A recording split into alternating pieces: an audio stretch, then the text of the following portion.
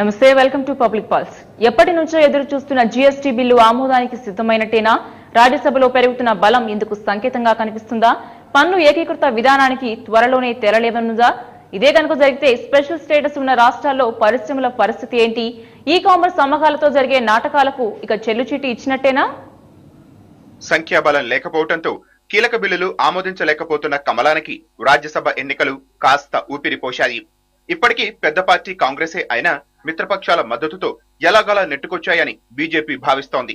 మొన్న మధ్య రాజ్యసభకు నిర్వహించిన ద్వైపాక్షిక ఎన్నికలు బీజేపీకి కాస్త ఊరట కలిగించాయి. దీంతో బీజేపీ సర్కార్ ఎప్పటి నుంచో జీఎస్టీ బిల్లు ఆమోదం కోసం ఎదురు చూస్తున్న ఎదురుచూపులు ఇప్పుడు ఫలించే అవకాశం ఉంది. బలం పెరగటంతో ఎలాంటి ఇబ్బందులు లేకుండానే బిల్లు ఆమోదం పొందే ఛాన్స్ ఉంది. 8 years we have spent. Almost all states were extensively consulted. Many of the issues raised by states are also answered by the finance minister. And Congress raised 3 issues. 2 issues are already resolved. One issue is cap on the tax rate in the constitution. That's neither feasible nor advisable. This is what experts are all saying. ఇక రాజ్యసభలు ఇప్పుడు బీజేపీదే పైచేయి. ఇక వచ్చే parliament సమావేశాల్లో GST bill ఆమోదం పొందుతుంది. ఈ bill ద్వారా పన్ను మినహాయింపు రాష్ట్రాల్లో కొనసాగుతున్న ఈ కామర్స్ పరిశ్రమలకు కుదుపు తప్పదు. ఒక రాష్ట్రంలో మేకింగ్, మరో రాష్ట్రంలో బిజినెస్ చేస్తున్న పరిశ్రమలు ఇప్పుడు 18% పన్ను చెల్లించక తప్పదు.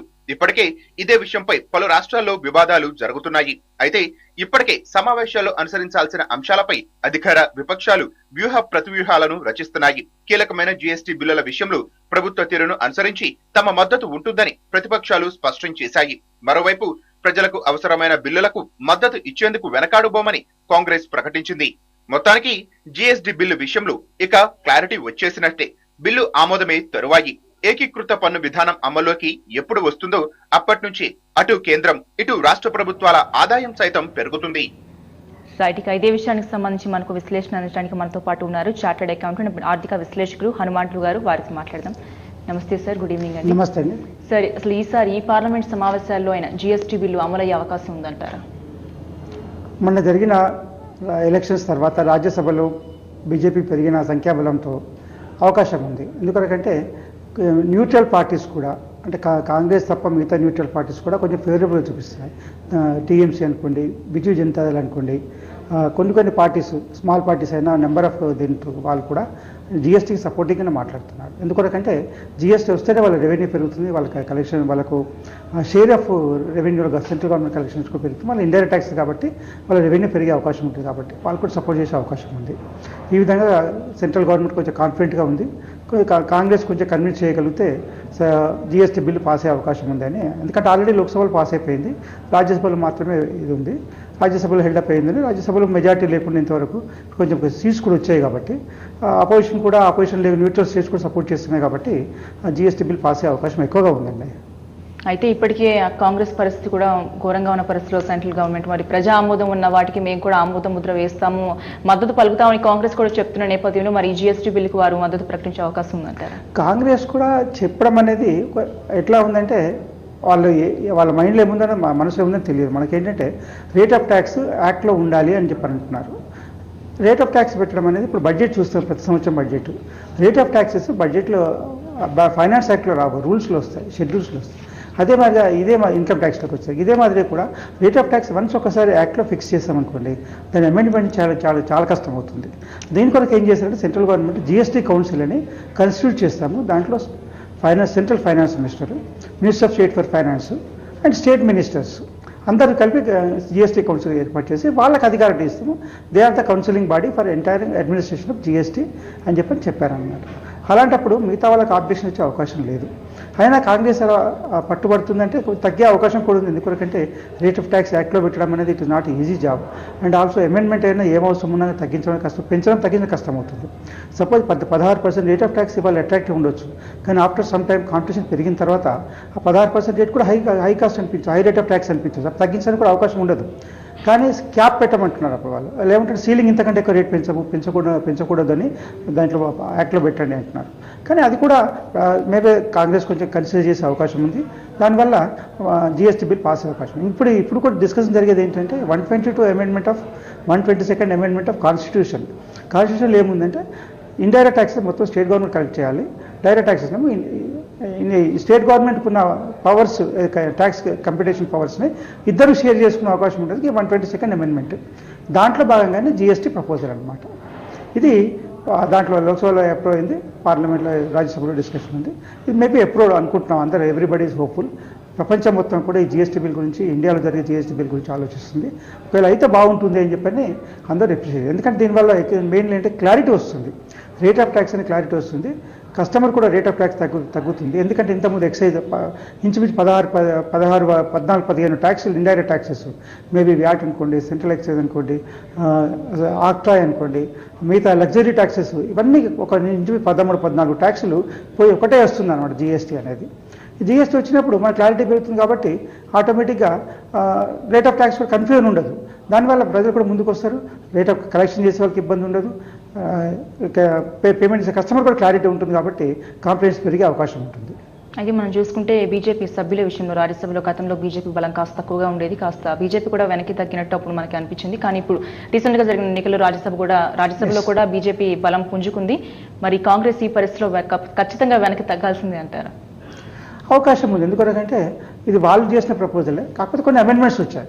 ఇప్పుడు 2004లో వ్యాట్ వచ్చింది, అప్పుడు వచ్చేది intra state, with in the state లోపల క్లారిఫికేషన్ చాలా వచ్చేది వ్యాట్ వచ్చినప్పుడు. ఇప్పుడు జిఎస్టీ ఏంటంటే ఇంటర్ స్టేట్స్, అంటే ఆల్ స్టేట్స్ లోపల రేట్స్ ఆఫ్ ట్యాక్సెస్ సింప్లిఫై నీ క్లారిటీ కొరకు తీసుకొచ్చిన జిఎస్టీ యాక్ట్ అనమాట. కాబట్టి వాళ్ళకు కూడా ఆబ్జెక్షన్ ఉండదు. సాధారణంగా కొన్ని అమెండ్మెంట్స్ వాళ్ళు అయితే ప్రపోజ్ చేస్తున్నారో అవి కొంచెం రీజనబుల్ ఉంటే యాక్సెప్ట్ చేయొచ్చు, లేకపోతే అది అన్రీజనబుల్ ఉంటే మాత్రం యాక్సెప్ట్ చేసే అవకాశం ఉండదు.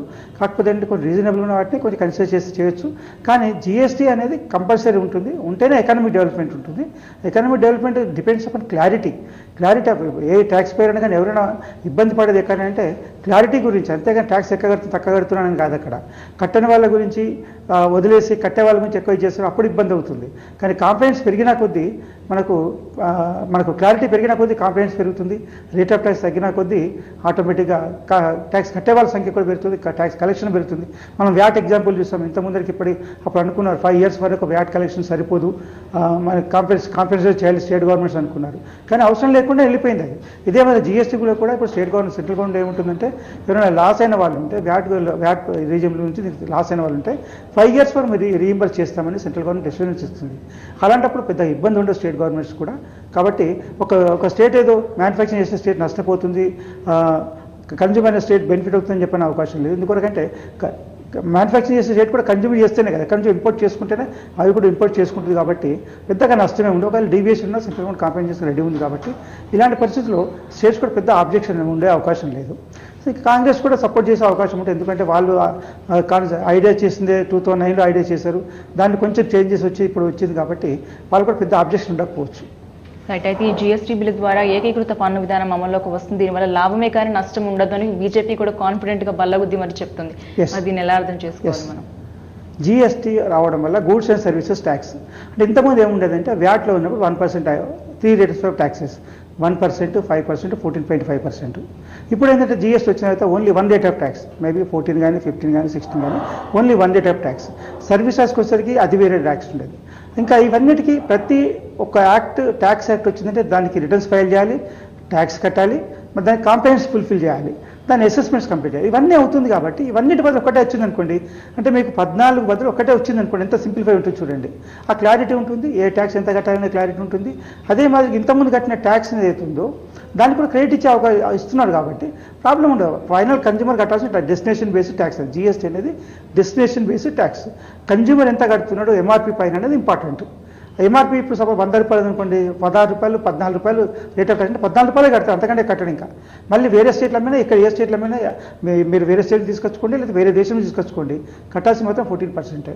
ఇంతకుముందు ఎలా ఉండేదంటే అక్కడ ఆ స్టేట్లో వేరే స్టేట్లు అమ్మిన వాళ్ళు అక్కడ 14% అక్కడ వ్యాట్ కట్టేసి మళ్ళీ ఈ స్టేట్కి అమ్మేవాళ్ళు, మధ్యలో సిఎస్టీ వచ్చేది, తర్వాత ఇక్కడ ఇలా వచ్చేది. అంటే మల్టిపుల్ ట్యాక్సేషన్ అనేది తగ్గిపోయి single customer based destination based tax వస్తుంది అనమాట.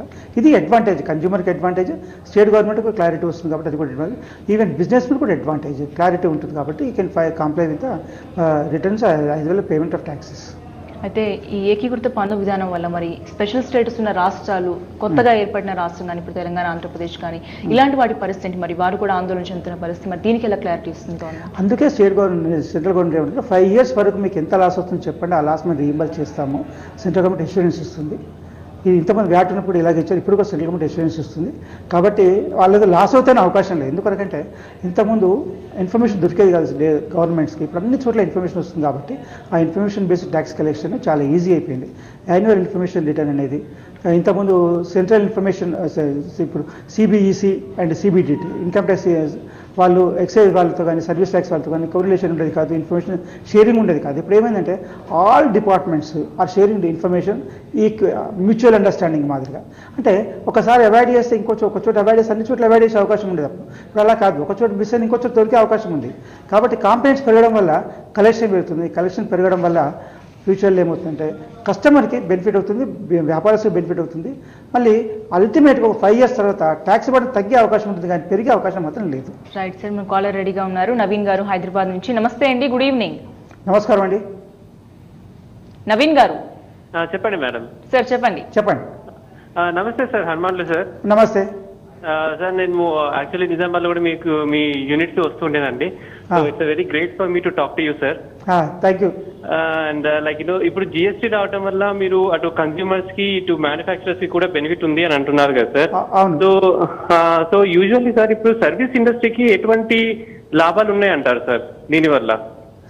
ఎవరికి లాభం అనేది రేట్ ఆఫ్ ట్యాక్స్ అనేది క్లియర్. గూడ్స్ అండ్ సర్వీసెస్ ఉంది కాబట్టి గూడ్స్కు సర్వీసెస్కి ఇంతకుముందు డిఫరెంట్ రేట్స్ ఆఫ్ ట్యాక్స్ ఉండేది, కానీ ఇప్పుడు అలా కాకుండా గూడ్స్ అండ్ సర్వీసెస్కు same rate of tax apply చేస్తున్నారు.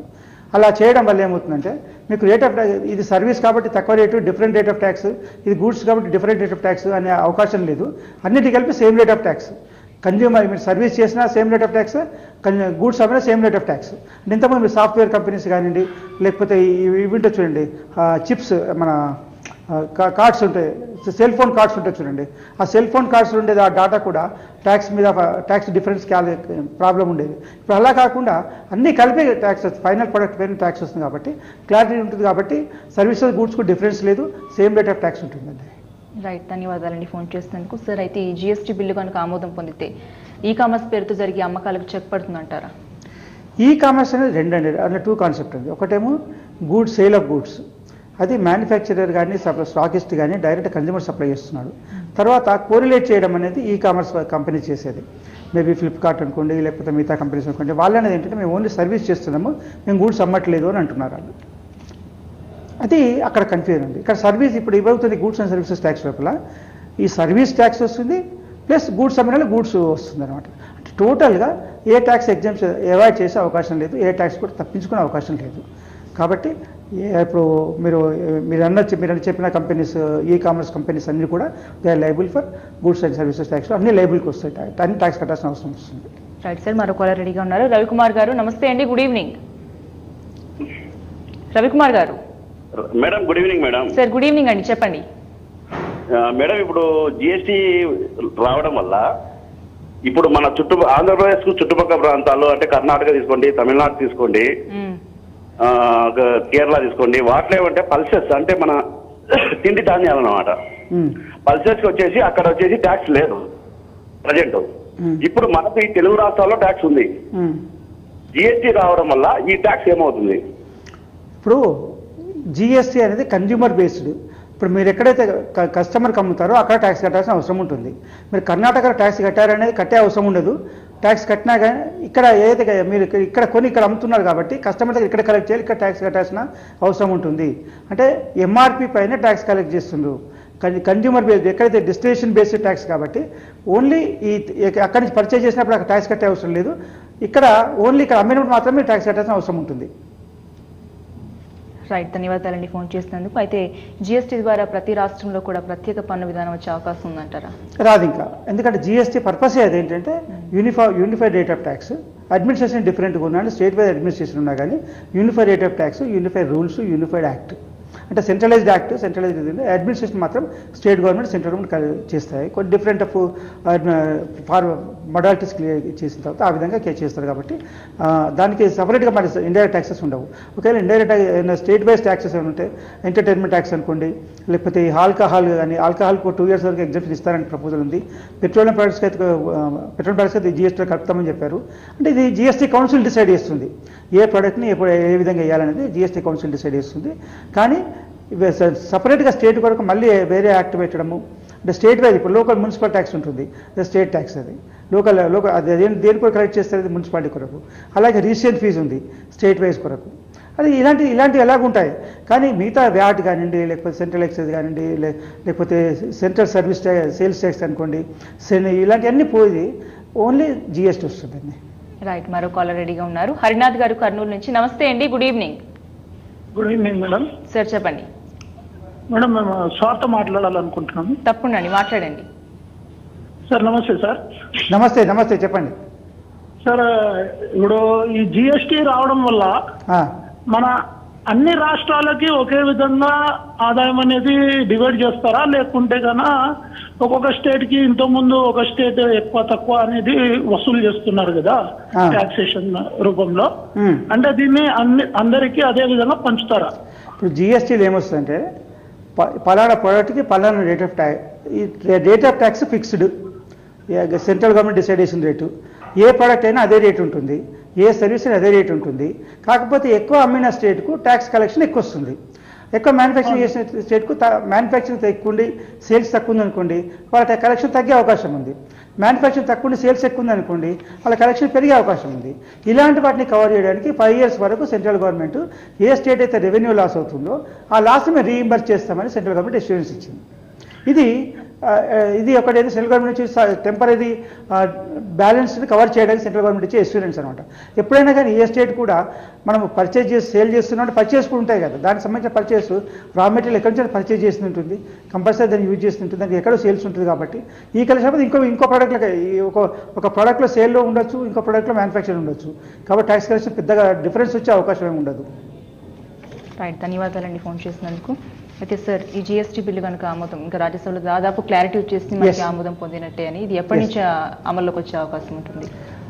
వస్తే మాత్రం అనుకున్నాం ఏంటంటే లాస్ట్ జూన్ అనుకున్నాం, లేకపోతే మేబీ అక్టోబర్ రావచ్చు, లేకపోతే జనవరి ఇట్లా. కానీ మేబీ అట్ ది మోస్ట్ ఇప్పుడు రాజ్యసభలో అప్రూవ్ అయిందనుకోండి, within no time it maybe approved తొందరగా రావచ్చు, సాధ్యమైన తొందరగానే ఇంప్లిమెంట్ చేసే అవకాశం. ఎందుకంటే ఆల్ ఛాంబర్స్ ఆఫ్ కామర్స్ అనుకోండి, లేకపోతే బిజినెస్ మెన్ అనుకోండి, గవర్నమెంట్ అనుకోండి, everybody interested. Even international organisations కూడా ఈ జిఎస్టీ తొందరగా పాస్ అయిపోతే క్లారిటీ వస్తుందని చెప్పని దే ఆర్ ఆల్సో ఇంట్రెస్టెడ్.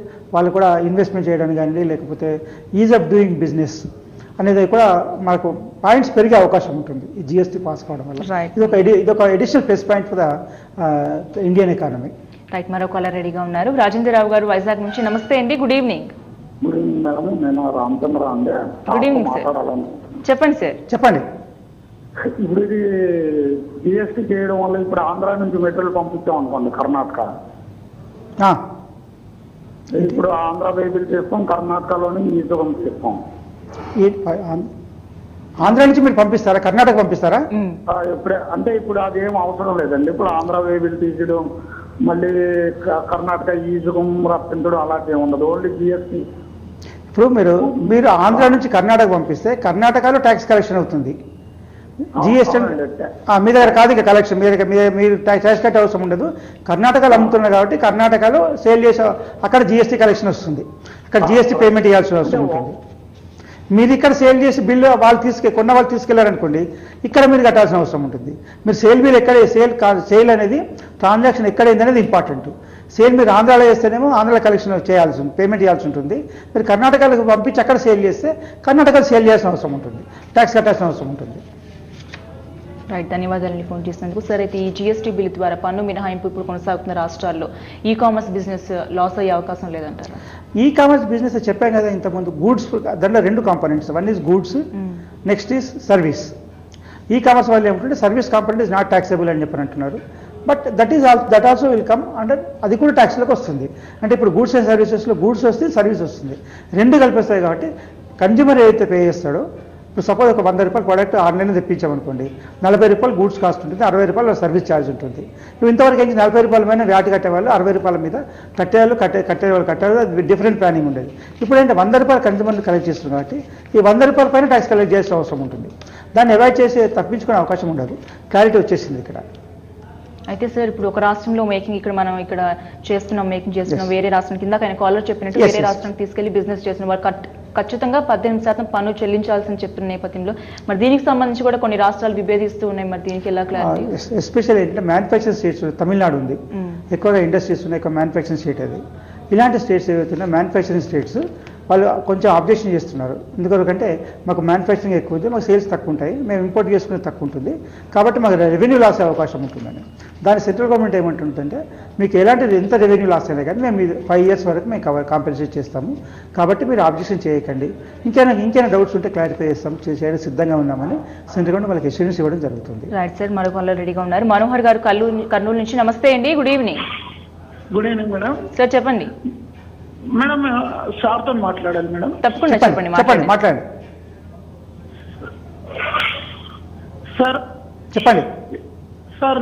నమస్తే సార్. నమస్తే సార్. ఈ ఫుడ్ గ్రైన్స్ మీద జిఎస్టీలో ట్యాక్స్ ఉండదు అని చెప్తున్నారు. దేని పేరండి? Food products. అది కరెక్టా సార్? ఫుడ్ ప్రొడక్ట్స్ పైన ఫుడ్ ప్రొడక్ట్స్ లేదు, ఎగ్జామ్షన్ లేదు. అంటే రైస్, దాల్, తర్వాత పల్సెస్, ఇట్లా కొన్ని రైస్, దాల్, పల్సెస్ అండి ఫుడ్ గ్రైన్స్. కానీ ప్రపోజ్డ్ బడ్జెట్లో మాత్రం, ప్రపోజ్డ్ యాక్ట్లో మాత్రం, ప్రపోజ్ డ్రాఫ్ట్ బిల్లో మాత్రం ఎలాంటి ఎగ్జామ్షన్ లేదు. ఆల్ ప్రొడక్ట్స్ ట్యాక్సబుల్, అన్ని ప్రొడక్ట్స్ ట్యాక్సబులే, ఎగ్జామ్షన్ సపరేట్గా ఇవ్వలేదు. రైట్, మరో కాలర్ రెడీగా ఉన్నారు. ప్రసాద్ గారు చెన్నై నుంచి. నమస్తే అండి, గుడ్ ఈవినింగ్.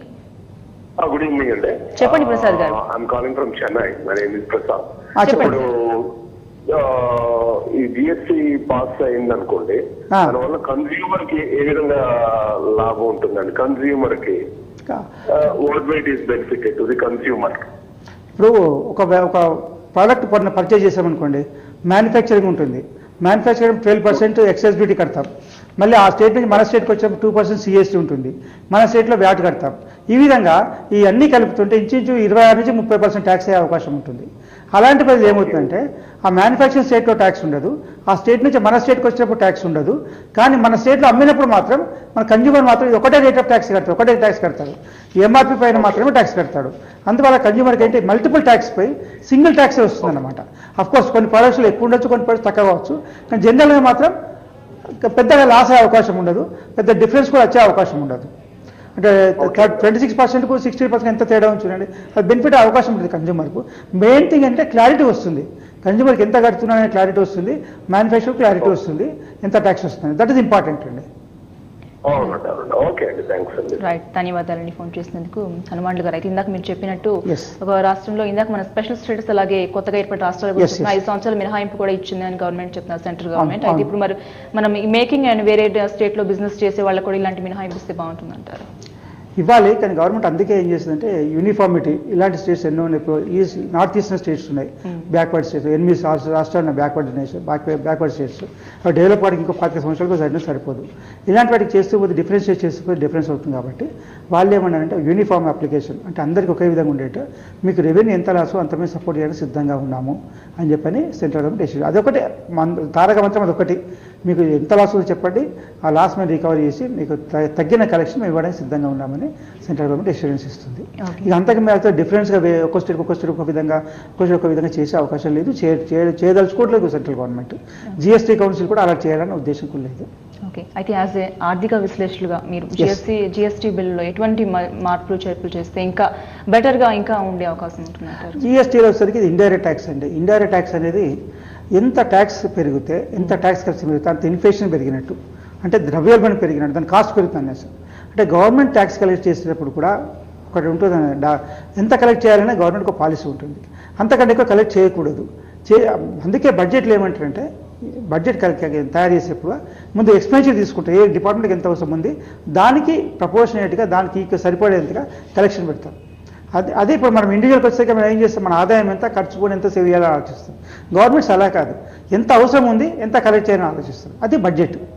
కాబట్టి దీనివల్ల దీని రేట్ ఆఫ్ ట్యాక్స్ తగ్గించగలిగితే ఇంకా బాగుంటుంది. ఇండైరెక్ట్ ట్యాక్స్ ఎంత పెరిగితే అంత ద్రవ్యోల్బణం పెరుగుతుంది, కాస్ట్ ఆఫ్ ప్రొడక్ట్ పెరుగుతుంది, కాస్ట్ ఆఫ్ సర్వీస్ పెరుగుతుంది. కన్జ్యూమర్కు జరుగుతుండొచ్చు. ఇప్పుడు ఇంతకుముందు 35 ఉంది, ఇప్పుడు 16కు వచ్చి సంతోషించవచ్చు. కానీ ఈ 16 కూడా ఎందుకు 6 ఎందుకు ఉండకూడదు అంటే సమాధానం లేదు. అయితే అందుకని మీరు ఎప్పుడైతే ట్యాక్స్ రేట్ కలెక్షన్ బేసిస్ తీసుకున్నప్పుడు రేట్ బేసిస్ తీసుకోకండి. ఇంత కలెక్షన్ కాగానే రేట్ తగ్గించండి.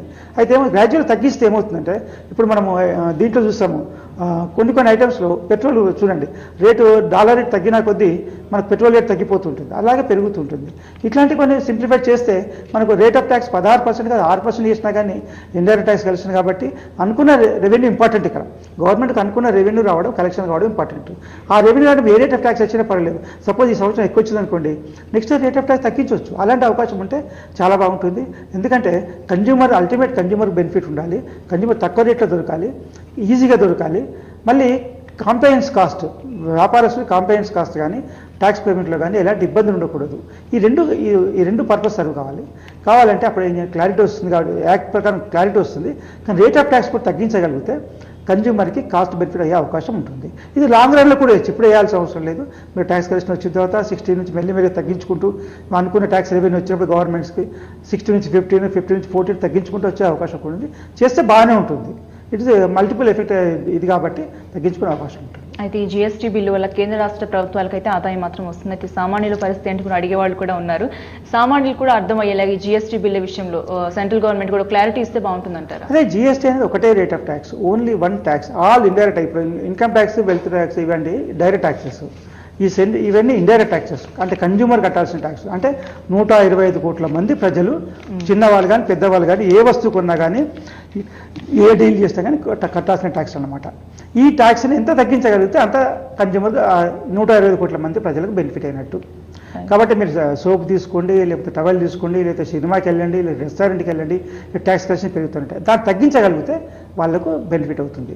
ఇది అందుకే ఇన్ఫ్లేషన్ అనేది అందరికీ దీనివల్ల ఇన్ఫ్లేషన్ పెరిగే అవకాశం ఉంది. కాబట్టి రేట్ ఆఫ్ ట్యాక్స్ మీద ఆలోచించకుండా ట్యాక్స్ కలెక్షన్ మీద ఆలోచించి తగ్గించగలిగితే ఇంకా బాగుంటుంది. ఇన్ఫ్లేషన్ ఎఫెక్ట్ తగ్గే అవకాశం ఉంటుంది. ఇప్పుడు మీరు చూడండి, రెస్టారెంట్కి వెళ్తే బిల్లు వ్యాట్ వస్తుంది, సర్వీస్ ట్యాక్స్ వస్తుంది. అది కాకుండా ఓన్లీ సర్వీస్ ట్యాక్స్ జీఎస్టీ ఉందనుకోండి, అది 100 రూపాయల ట్యాక్స్ పోయి అది 60 రూపాయలకు వచ్చే అవకాశం, 40 రూపాయలు బెనిఫిట్ అయ్యింది కస్టమర్కు. ఇది డైరెక్ట్ కనపడేది మనకైతే. ఇలాంటి బెనిఫిట్స్ చాలా వస్తాయి కాబట్టి మన ఫ్యూచర్లో వచ్చే అవకాశం ఉంది. అలాంటి బట్టి మనకు కన్జ్యూమర్ లాంగ్ టర్మ్ బెనిఫిట్ వస్తుంది, షార్ట్ టర్మ్ బెనిఫిట్ కాకపోవచ్చు అంత. అయినా కానీ మనం ఇబ్బంది పడాల్సిన అవసరం లేదు, పెద్ద డిఫరెన్స్ ఏమి ఉండదు. రైట్, ధన్యవాదాలు హనుమాన్ గారు మా స్టూడియోకి వచ్చి విశ్లేషణ అందించినందుకు. Thank you. ధన్యవాదాలు. చూశారు కదండి, ఇది వాటి పబ్లిక్ పల్స్. మొత్తానికి రాజ్యసభలో బీజేపీ ఎంతకాలంగా ఎదురు చూస్తున్న జీఎస్టీ బిల్లుకు సంబంధించి క్లారిటీ వచ్చేసింది. కాంగ్రెస్ కూడా దీనికి దాదాపుగా మద్దతు ప్రకటించే అవకాశాలు కనిపిస్తున్నాయి. మరి జీఎస్టీ బిల్లు విధానం వల్ల ఏకీకృత పన్ను విధానం కూడా అమల్లోకి వస్తుంది. దీనివల్ల లాభమే కానీ నష్టం కూడా ఉండదని బీజేపీ కూడా బలగుద్ది చెప్తోంది. అలాగే ఆర్థిక విశ్లేషకులు కూడా అదే విషయాన్ని అభిప్రాయపడుతున్నారు. ఇది వాటి పబ్లిక్ పల్స్. నమస్తే.